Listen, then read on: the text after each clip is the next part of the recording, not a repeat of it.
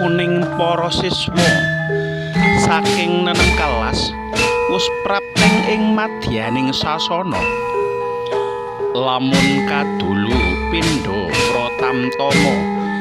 kinanthi putri kedaton saking nagri Ngamarta kasatriyan Jodipati Madukara sawo jajar bumi retawu winimbuh saking praja Dwarawati tumuli lumantar juru paniti lampah kang pinaragan dening para guru pangamping nedya tinata nuli pinisah lampahing proseswa lir lajuning baita ing tengahing samudra miyak alun segara kang jenjem anteng jatmika merbawani samekta piranti palinggihan mangka sasana kang samangke bakal anyekseni ing ari kang wis samya den anti-anti wisuda purna siswa mugi rahayu ingkang pinanggya jaya salaminya. Sausnya lumaksana kepareng andherekaken lajuning para siswa nenggih menika pangarsaning pawiyatan adi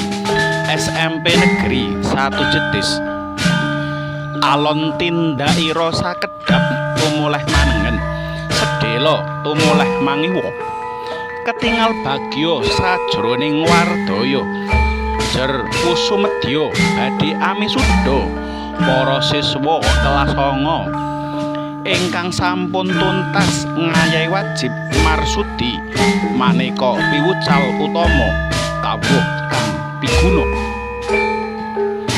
sajroning kalih tansah angajab muga ing tembe para siswa ingkang nedeng badhe kawisuda bisa dadi pangarsa kang tansah linambaran triwewarah saking Ki Hajar Dewantara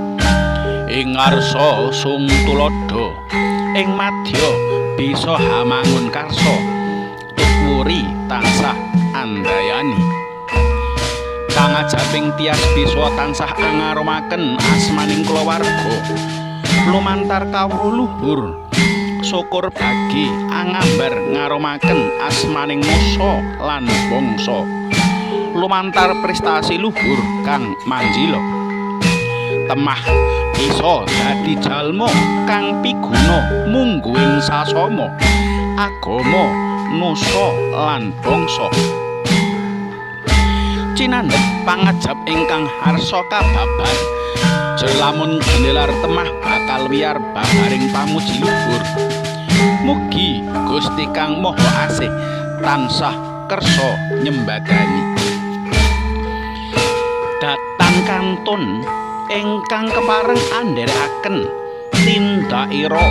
pangarsaning pawiyatan adi hanenggih Bapak Ibu Dwija kang jinejer mangka wali kelas kang wis tansah setya sung sembur tutur murih para siswa dadiya putra kang awatak luhur pandonga kang tansah tumanduk bisa saya sempulur temah andayanana gesang ing tembe bisa makmur manggih kabagyan ing donya tumekane ndelahan samangke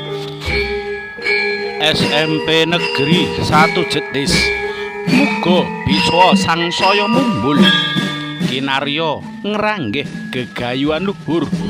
umiring sesanti tansah sempulur ngrembaka kuncara jaya salaminya.